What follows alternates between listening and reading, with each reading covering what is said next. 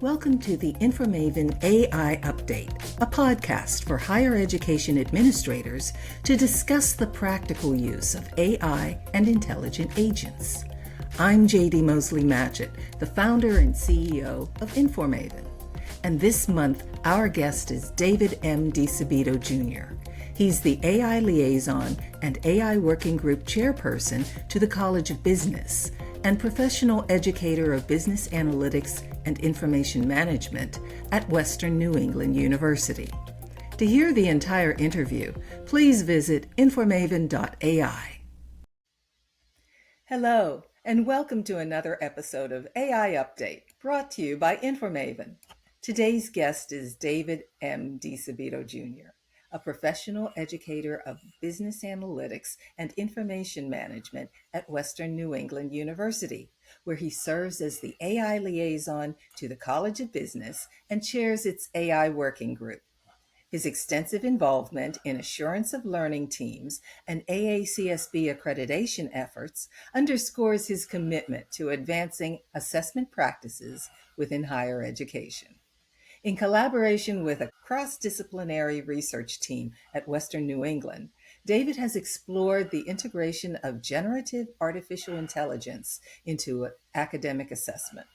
Their findings, published in New Directions for Teaching and Learning, highlight the potential of human-AI partnerships to enhance assessment methodologies. The team has also shared their insights at various assessment conferences, engaging with professionals across diverse disciplines.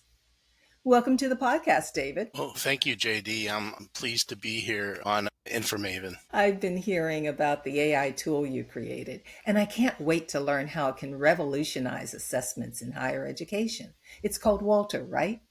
Yes, it's called Walter. So how has this AI tool, Walter, been developed? Can you share the journey behind how you created it? Yeah, well, it's actually a fairly long story, so I'll try to keep it short. The impotence came from the fact that I was teaching a Python programming course and an R programming course, and I was on our assessment of learning team to get prepared for our AACSB accreditation. And I had been in conversations with our dean, Dr. Sherry Ann Walker from Western New England University.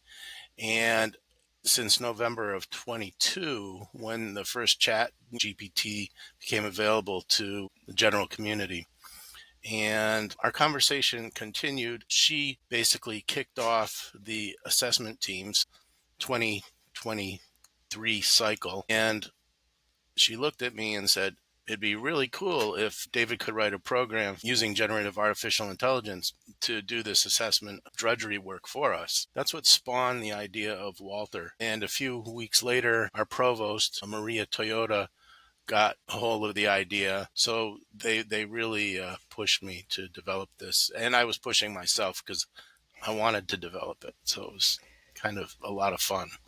That sounds great. So what challenges did you encounter during the development of Walter? There was tons of challenges. One was just getting to talk to the OpenAI applications programming interface. So just making the communications. And the other thing that's kind of interesting is Walter can work with multiple APIs.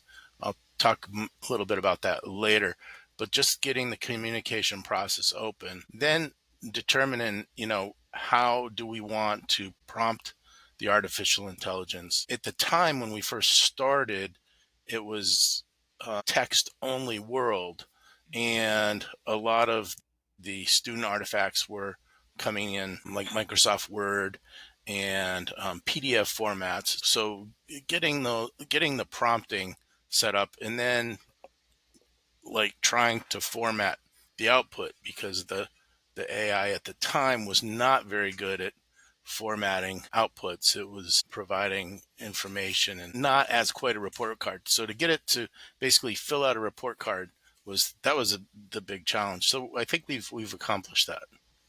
So why did you call it Walter? Oh, that's a very long story. one of our advisors on our board of directors is Polish, and there's a famous Polish bear that was part of their culture. The bear was rescued in World War II when Poland was occupied, and the bear's Polish name, I'm not sure I'm pronouncing it right, was Wojciech, and that translates, I think, to Walter in English. And the bear was very cool. It was a morale booster. The bear, I believe, it actually earned the rank of corporal. So it's a kind of a crazy long story, but Walter helps build morale, and that's how it got its name. And I wasn't even really that attached to it, but now I love it. It's become part of me. Okay, well, let's move on to the second question. How can AI enhance academic assessment? Does Walter actually enhance the process of assessment? We believe it does and it will. Currently at Western New England University, we have not used it for assessment, but what we have done is we've looked at prior assessment data, student evidence, and run test runs with Walter, looking at how humans assessed the data and how Walter, the generative AI, assesses the data. And we've been able to build some confidence that Walter can do a good job. So for this year in 2025, we're going to include Walter as part of our assessment process to basically remove the drudgery of having a second reader assessor read 100 papers. Walter can read and assess 100 papers based on learning goals, learning objectives, 100 5-page papers in 1 minute. So our idea is to have the assessment team look at the data and the results, not necessarily sit there and have to drudge through 100 papers and rank them. So, what feedback have you received from educators and the students too, because they're important stakeholders? Well, the main idea, Walter's really got two sort of audiences. The main audience that it was designed for is institutional assessment. The second audience is instructors. As far as I know, I'm the only one that's used it for student.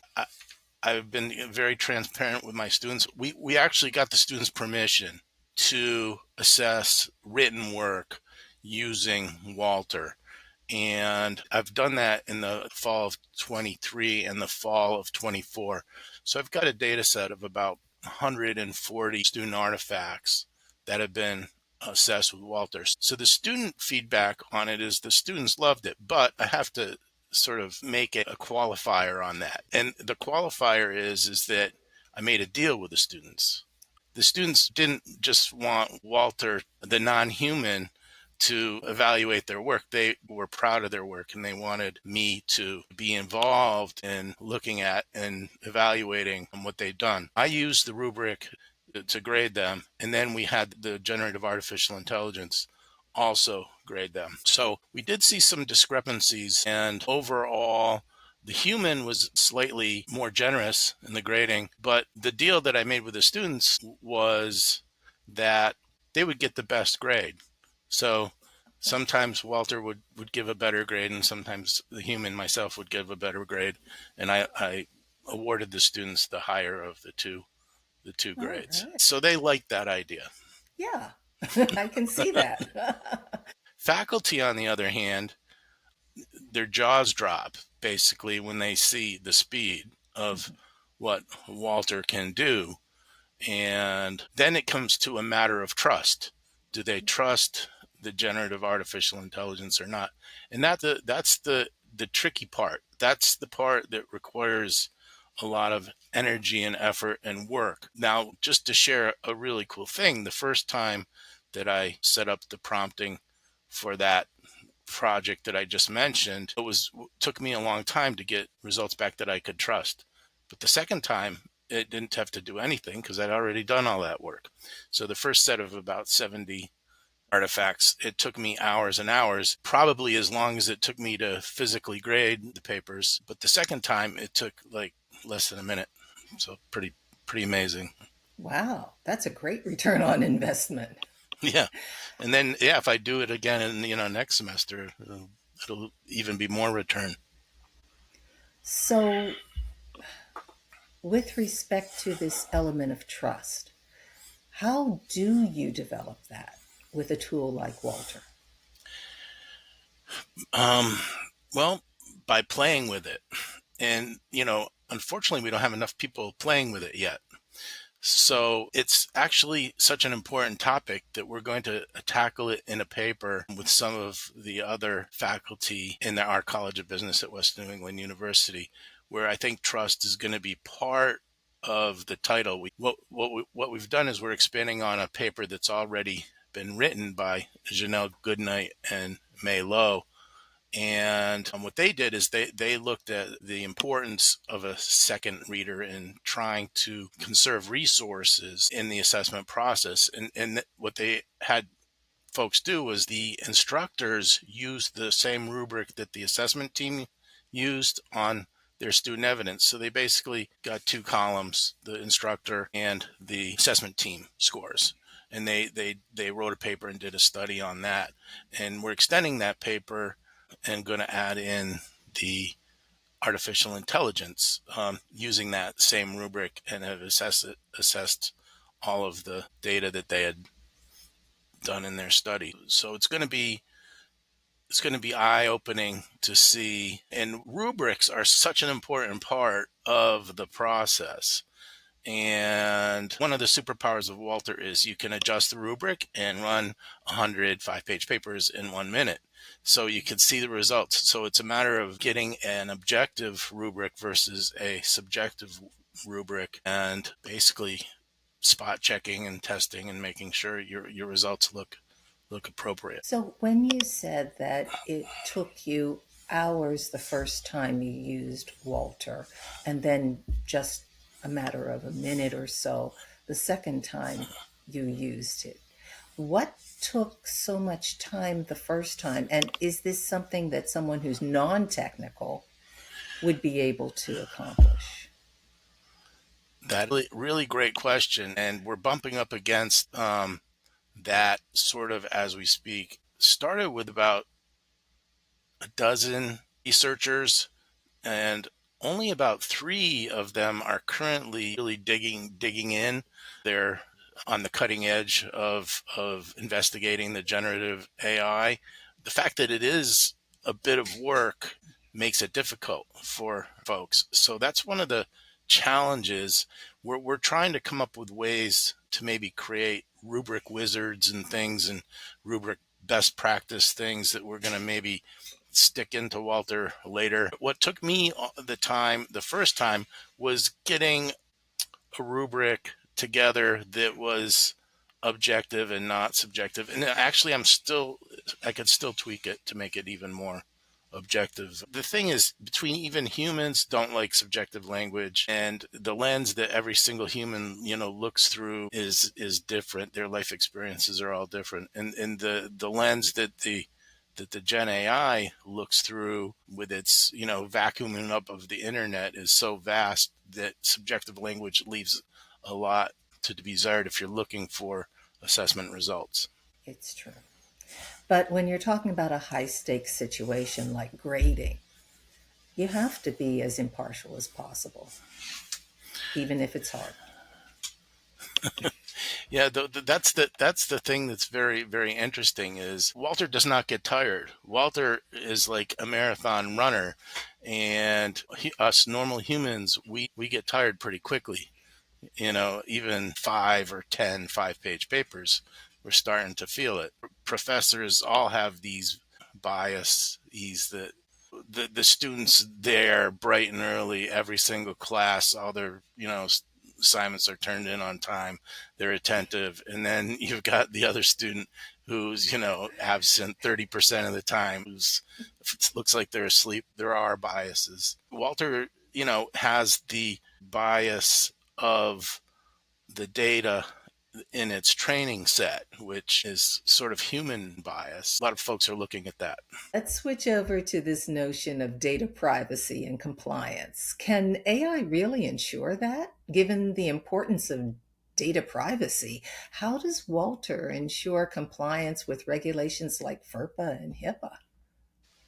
Well, that's a really good question. Data security is so important, but at the same time, you always hear of situations where data security has been breached. And the truth is, you can do a very good job of trying to protect data. There is like security measures that you can take to protect data, but in the end, if there's a really brilliant hacker on the other side of the wall, bad things can happen. So that being said, there is no true security, I think, when it comes to data, unless you go into a hole, into a cave, and let no one else in the world or any electronics penetrate what you're doing. So that's kind of a qualifier. I think it's worth mentioning. The developer of Walter and OpenAI have entered into a business associate agreement that has a zero data retention policy on prompting. So the prompting is used by the Gen AI to produce the result, and then the prompts are deleted. So we've entered into that agreement. We haven't entered into that agreement with other providers of generative artificial intelligence like Anthropic and Google Gemini, but we're looking into how that can be done. One of the problems is that the Gen AI is so popular, it's like next to impossible to get support for it. So we're very excited that we actually do have a business associate agreement with OpenAI that allows us to protect the zero data retention. Another side of this is we're actually considering developing our own AI models and protecting them at Western New England University. We have a fintech incubator, which is a stack of high powered processing GPUs that we can use and secure. So that's another avenue that we're looking at in privacy. So the bottom line is that at AI integrated concepts with our product, Walter, the end user, basically the school administrator. So we set up schools, and your school administrator has complete control of the data. We do not save the data. We do not use the data. We do not share the data. So school administrator and the end users themselves have full control. So that being said, from what I've understand about HIPAA and FERPA compliance, as long as they maintain control and handle the security on their side, this product should be able to help clients maintain FERPA and HIPAA standards. Okay, that sounds reassuring. So, moving on to the next question. How does Walter impact faculty workload and efficiency in grading and assessments? Well, that's a really good question. The reason I'm sort of chuckling is I think the answer is we're going to find out. Meaning I can talk about myself, and I've already kind of broached that subject with already in the program today. It does take a lot of work up front, but after once you build that trust and have a prompting project set up that works, you can go from 105-page papers down to 1 minute, and you know how long it would take you to read and assess and grade and score 105-page papers. So the idea is to really allow faculty to focus more on their students' particular needs and be more student centered, to allow the faculty to think more about curriculum and tweaking their pedagogy to better help students learn. Okay, when you're talking about cutting down the time that instructors have to spend in the assessment process and allowing them to redistribute that time into other more important elements of teaching and learning. One of the things that people are worried about is AI replacing them. Have you run into any concerns from faculty that grading is supposed to be something that's part of their understanding what the student does and doesn't understand? And if you turn that over to a machine, they're losing that element. What would you say to that kind of an argument? Well, just off the top of my head, Mm-hmm. in my own experiences, any professor would tell you, your A students grading is so much easier than your C or D students that make your head want to explode. Just being honest. Oh, yeah. Uh, and what Walter does is it virtually immediately, finds the A's and virtually immediately will find those C's and D's. So then you can look at your rubric criteria and scoring, because Walter will give you basically a report card how the student scored based on your rubric, and you can see what's going on with a student from there. And if you're concerned, which you should be, you could go back to the original artifact and look and see if Walter is correct. And like I said, it's about a trust thing. I'm at the point where I've done enough experimentation that I pretty quickly can trust the rubric scoring. And then it gives an evaluation based on the program actually goes through a second time and looks at the rubric scores and re-examines the artifact and makes recommendations. So it's pretty cool. So I think what it's doing is it's giving you more time to think about that. Okay, I like that. And it's almost like having a graduate teaching assistant. And it may take time to trust the teaching assistant, but eventually, when you do, it's the same sort of opportunity for allowing the instructor to focus more on the teaching aspects instead of the assessment aspects. Yes. Why is it important for AI developers to collaborate with higher education professionals? I think it's super important. It really requires all parties. Administrators are definitely stakeholders, and even going beyond that up to the accreditors level. So the accreditors have a stake in keeping their institutions moving forward in a continuous improvement cycle. The administrators, are very interested in making sure that the students are learning and that there's evidence that they can look at to verify their learning. The deans want to make sure that their colleges are meeting standards or trying to improve their standards, and then the faculty themselves, and then the students. So it's important to collaborate with each, just defining what are the learning goals, what are the learning objectives. For instance, the employers that you're trying to get your students work ready for. So it's super important. And it's been a lot of fun demonstrating Walter to all of the stakeholders. Speaking of demonstrations, where might our audience members be able to check out Walter and see what Walter does? Well, currently we have some ideas on board in regard to that. What folks have been doing is contacting me directly, and I'm hoping that it gets out of hand. I have had a lot of inquiries as late. I've been asked several times to sit on panels. I've been asked to go to conferences. I've been asked to do virtual webinars, and I have done many personal demos for educational institutions across the US. Yeah, it does cut into my schedule, but at this point in time, since it's in its embryonic stages, I'm able to handle it, but I'm thinking it's getting kind of overwhelming even as we speak, and I will need some help. I'm thinking of doing maybe a YouTube channel and some other stuff as well. Maybe you need to get one of those intelligent assistants. I need all kinds of help. Yeah. Don't we all? Don't we all? Any parting words for our audience that we haven't touched on? Well, I want to thank you, JD, and thank InforMaven for this opportunity to talk about Walter. I think the general interest in artificial intelligence and the topic is so hot. I'd be interested in working with members of your audience and yourself to continue the conversation. That sounds great.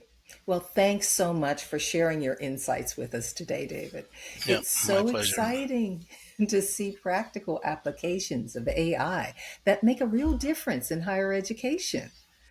So, for more information about AI news and trends that are directly impacting administrators in higher education, please follow InforMaven on LinkedIn and visit our website at informaven.ai. This recording is a production of InforMaven LLC. All rights reserved.